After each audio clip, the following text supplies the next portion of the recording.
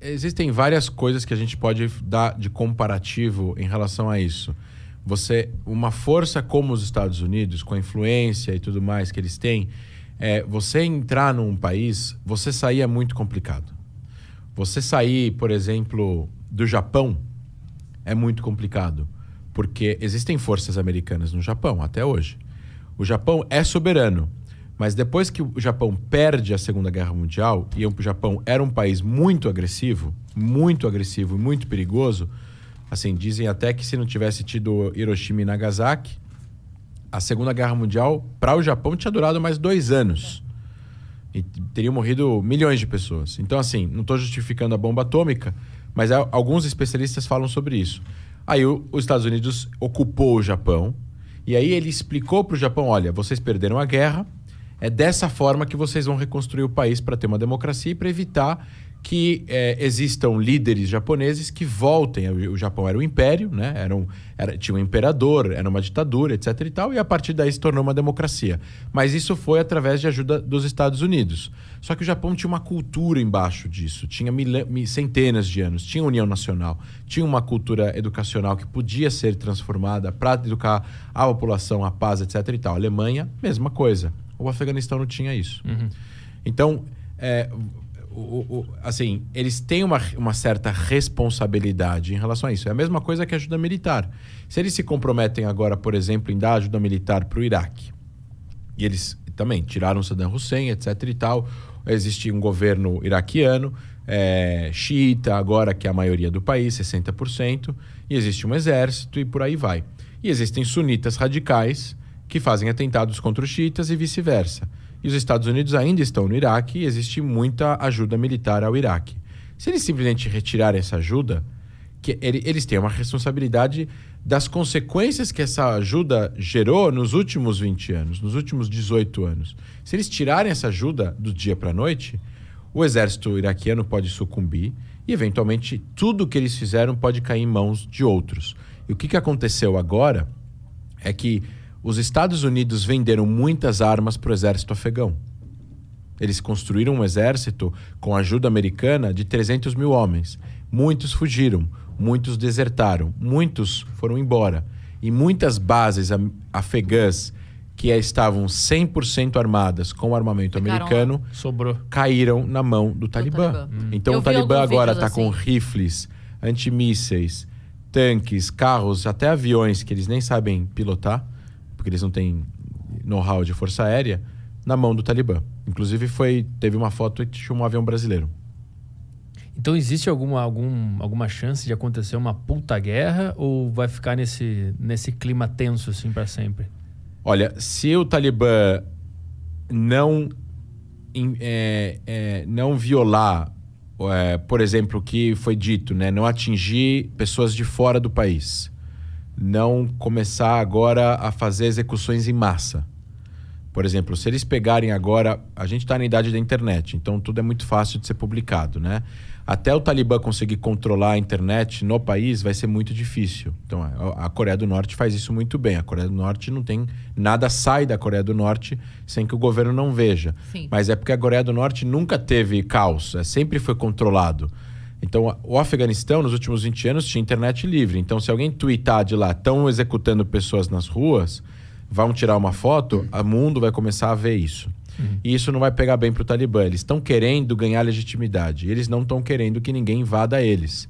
O Conselho de Segurança, o Conselho de Segurança da ONU, está olhando para o que está acontecendo. Então, diferentemente do que aconteceu no Irã em 79, que teve altas execuções por causa do golpe, que foi feito pelos ayatolás, eles eventualmente vão meio que se comportar um pouco mais agora. Se eles se comportarem em relação a não atingirem objetivos americanos, os Estados Unidos conseguirem tirar todo mundo que pertence ao corpo diplomático e militar do Afeganistão em segurança, inclusive pessoas que não podem ser descobertas, afegãos que colaboraram com a CIA, colaboraram com o governo afegão, jornalistas, eventualmente tem agora uma mulher prefeita que está morrendo de medo que ela vai ser presa pelo Talibã. O Talibã tem repetido nos últimos 2 dias que não está perseguindo ninguém, que vai dar anistia para todo mundo. Eu não sei o quanto isso é verdade, porque assim, eles podem falar X e fazer Z. O Hamas também falou que tem cessar-fogo e anteontem caiu um foguete em Israel. Então, assim, não tem muito em quem confiar, não funciona muito em contrato naquela região, esse tipo de gente, nesse tipo de cultura, com esse tipo de grupo, com esse tipo de visão fundamentalista da religião dentro da política. Eles enxergam a realidade de uma forma completamente diferente. Então, assim, para eles, a democracia, a liberdade de imprensa, a liberdade das mulheres é uma coisa ruim, não é uma coisa boa. Eles acham que eles estão fazendo bem para a humanidade. E que nós, aqui no Ocidente, de forma livre, estamos transformando a sociedade num lugar ruim. Uhum. E é isso que é o problema. Se eles começarem a violar os direitos humanos muito, de forma a chocar o mundo, eu acredito que possa haver alguma intervenção pontual. Mas existe algum outro ponto de conflito por trás de tudo isso? Ou é só uma briga entre democracia e não democracia? Por que eles querem ter poder desse local, por exemplo? É só uma expansão ideológica? É isso? E aí isso se remete à visão do que a gente chama de Radical Militant Islam, em inglês. Islã militante radical. Esse tipo de doutrina, conduta, é uma doutrina, uma conduta criada no que a gente poderia dizer no pós-pan-arabismo, que a gente chama de pan-islamismo, que é uma junção de uma visão, de visões religiosas radicalizadas que surgiram com a Irmandade Muçulmana no Egito e foram expandindo para o arabismo e outras vertentes, a própria Revolução Islâmica no Irã, o salafismo jihadista e por aí vai, que são o surgimento de grupos de pessoas que querem que o Islã conquiste territórios, conquiste pessoas para poder ter participação política nacional nesses países, para que gere o controle por eles dessas regiões, eles apliquem a lei islâmica ao pé da letra nessas regiões aos muçulmanos, que não necessariamente querem seguir a religião ao pé da letra, talvez não querem ficar só no tradicional. Não estou falando que eles querem ser laicos e não serem religiosos. É uma sociedade muito mais conservadora, mas eles não querem... Tem gente que não quer rezar 5 vezes por dia, quer rezar uma. Tem gente que não quer casar com 5 mulheres, quer casar com uma só. Enfim, várias implementações religiosas ao pé da letra que esses grupos gostariam de fazer. E acho que, em suma, a gente poderia resumir nisso. Essa ideologia do Islã militante radical, que faz parte da base da Al-Qaeda, do Hamas, do Hezbollah no Líbano, da Jihad Islâmica Palestina em Gaza, do Talibã, do Boko Haram, do Al-Shabaab, todos esses grupos que a gente ouve falar do Estado Islâmico, eles acreditam que o mundo está dividido em 2 blocos. O Dar el-Harb, em árabe, seria a Casa da Guerra, e Dar el-Islam, que seria a Casa da Paz. O Dar el-Islam são terras islâmicas. É onde o Islã um dia chegou a dominar através de um califado apenas. Um califado, um líder espiritual que vai reinar sobre todos. Que seria a continuação de Maomé, se a gente voltar 1.400, 1.500 anos atrás. Aí você tem a diferença de como esse califado seria formado. Os xiitas acreditavam que tinha que ser uma descendência familiar de Maomé, o genro dele no caso. Os sunitas acreditavam que tinha que ser uma eleição entre religiosos. Entre religiosos, uma pessoa eleita entre essas pessoas. Aí os que não acreditavam na linhagem familiar foram e mataram o genro de Maomé, e daí surgiu a diferença entre xiitas e sunitas. Essa a ideia era conquistar, a ideia da Al-Qaeda era essa, inicial.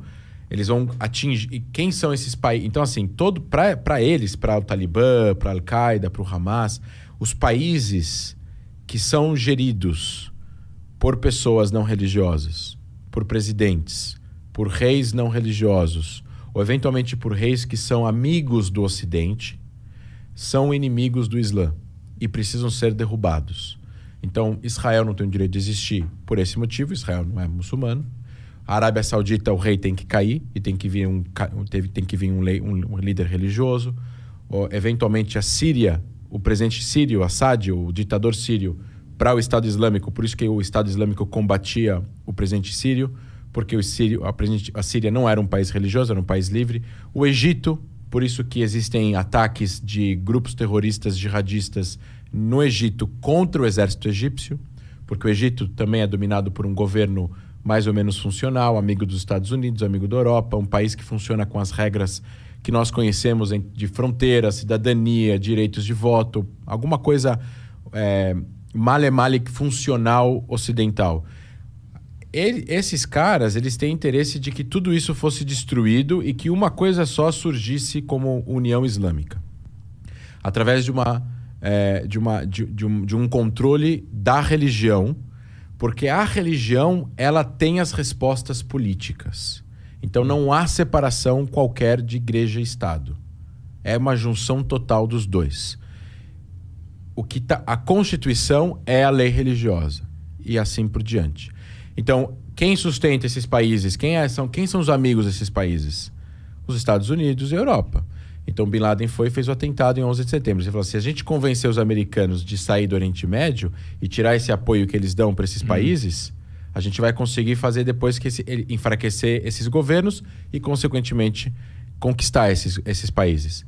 Então, ele vai e faz um atentado contra o inimigo longínquo, que é os Estados Unidos, para combater o inimigo próximo, que é esses governos. Foi um aviso para os Estados Unidos, sai daqui. Exato. Que eu quero esse território. Aí, o Estado Islâmico fez o contrário. Ele falou, não, vamos primeiro conquistar territórios, vamos fazer um califado, Estado Islâmico no Iraque e na Síria, ISIL, Islamic State in Iraq and Syria, e aí a gente vai...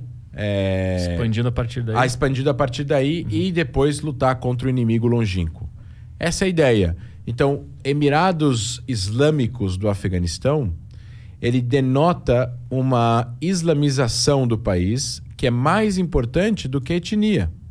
Porque eles são Pashtun. E os Pashtus, eles são 40%, mas eles não estão falando Emirados Pashtus do Afeganistão. Eles não estão falando República do Afeganistão, eles estão falando Emirados Islâmicos do Afeganistão.